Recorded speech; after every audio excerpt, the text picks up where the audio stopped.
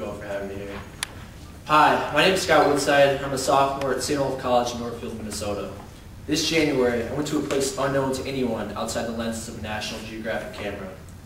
The point of this trip is to understand the dynamics of this foreign culture and how they relate to our homeland. What took place was far more complex and deep. The place is Micronesia, and the following is what I learned. What is Micronesia, or where is Micronesia? Does anyone know? That's right. The Federated States of Micronesia is a small grouping of 607 islands located 2,500 miles southwest of Hawaii. They consist of 4 major states: Koshrai, Pohnpei, Chuuk, and Yap. The country's population is 107,000, with its capital city Palakar located in Pohnpei. The history of Micronesia is a long and storied one. The islands were first discovered by Portuguese explorers in 1525, and through the exchange of hands ended up with Japanese by the start of World War II. After the Allied victory in World War II, the USA took possession of Micronesia until in 1982, when the islands signed the Compact of Free Association Act, which gave them sovereignty as a nation, officially dubbing them the Federated States of Micronesia. The environment in Micronesia is wet and warm, with temperatures regularly reaching upwards of 90 degrees on a given day. The climate is conducive to extensive forest growth, and the islands are home to some of the most fertile land and sea ecosystems anywhere in the world.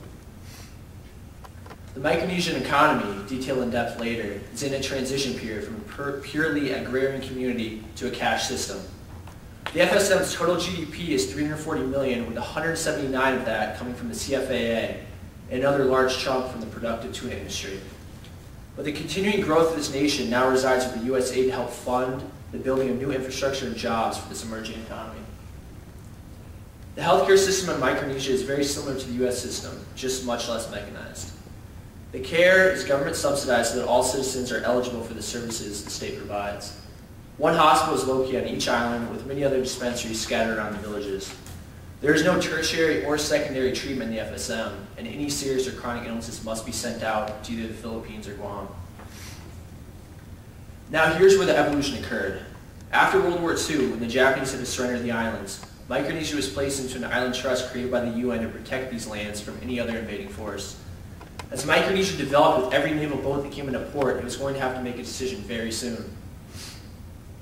Either remain a territory, become independent, or make a deal with the U.S. The deal they chose, called the Compact of Free Association Act, was accepted and implemented in 1982. It gave Micronesia over $175 million, $80 million of which they have complete control of, to spend on various country expenses. In return, the U.S. could place any military installation it pleased around the island. Now that the U.S. still had its grips on this natural beauty, its influences would start to seep into this unassuming nation. Micronesia, even before the CFAA, was slowly shifting away from a subsistence-based economy to a cash one.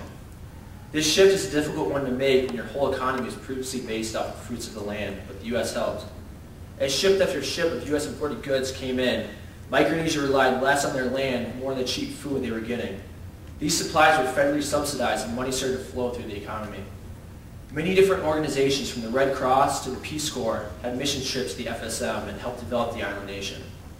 All of these pre-CFAA activity brought money and commerce to the island, which began to get a taste of what being an American is really like. And finally, when the CFAA was instituted, things only got better. Now China and Japan, to keep pace with the U.S. influence, were donating money for schools to be built, governments to be mended, even roads to be paved.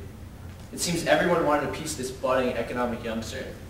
But with so much reliance on foreign aid and help, questions of economic stability factored into the equation. Since the CFAA has been in effect, there has been numerous improvements in healthcare throughout the FSM.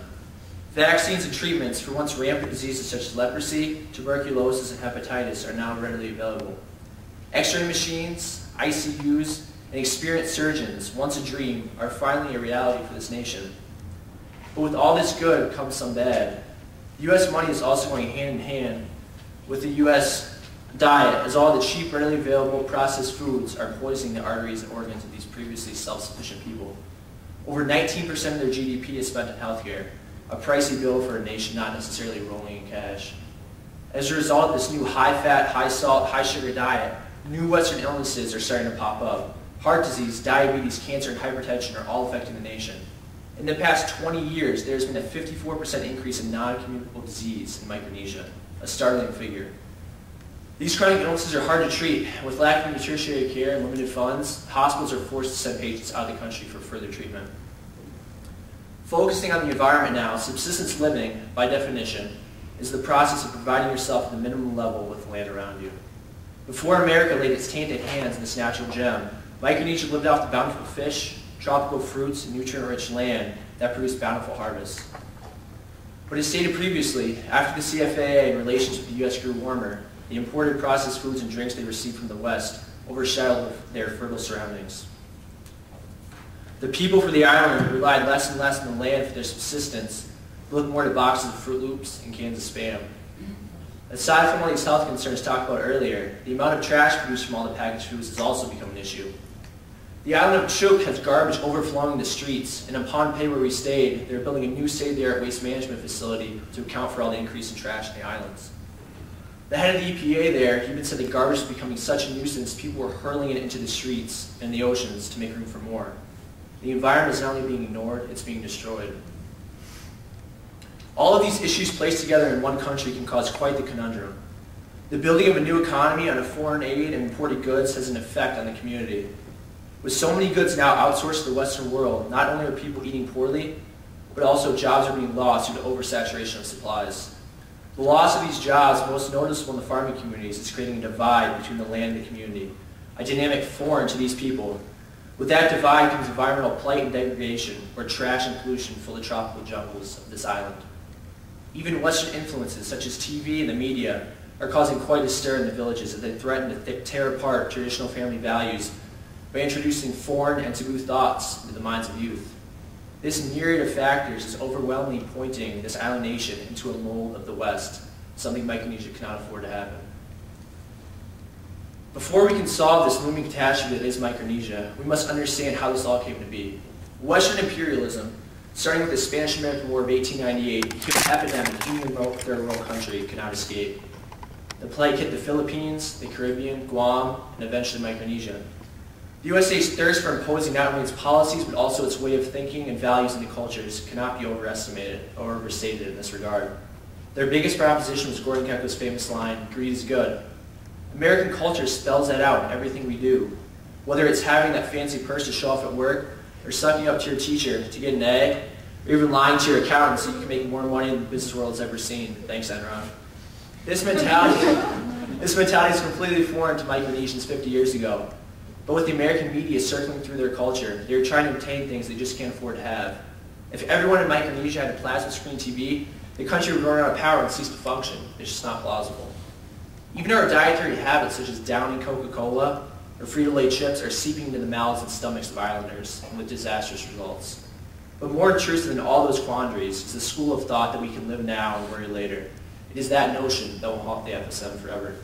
Micronesia cannot have the same wasteful attitude that we do. They can't throw away their trash in a big bin and hope to never see it again. They're on an island. They can't continue to eat unhealthy and get top-notch medical care. They don't have funding for that. They can't expect to live off of U.S. aid for their prime source of income for the next century. Our treaty with them expires in 2023. The time to act is now. Micronesia must write their own ticket to the developed world, or their trip will be one of heartbreak and disaster, a la Easter Island. The future for Micronesia is an uncertain one, but the horizon does hold many paths. The economy for the FSM must change, but how? An integrated approach with an emphasis on the exporting of local goods, the utilization of the immense fishing stock, and an increase in farming will help take the strain off the government and help put the people back to work. As for health, not eating those highly processed and fatty foods is the key answer to all those chronic issues the islanders are facing. An educational program teaching youth the benefits of eating local, wholesome, fresh foods would do the country well. Also, the production and use of the island natural resources are important in being completely self-sustainable. Almost not, just one more thing.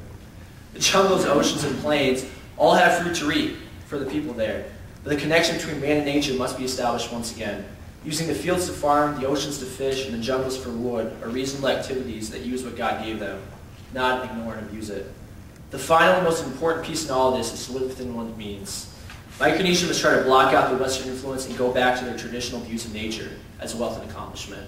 Sometimes a simpler way of life is just better, but for Micronesia, it's essential for long-lasting inhabitants on the islands once dubbed the Gems of the Pacific. Thank you all.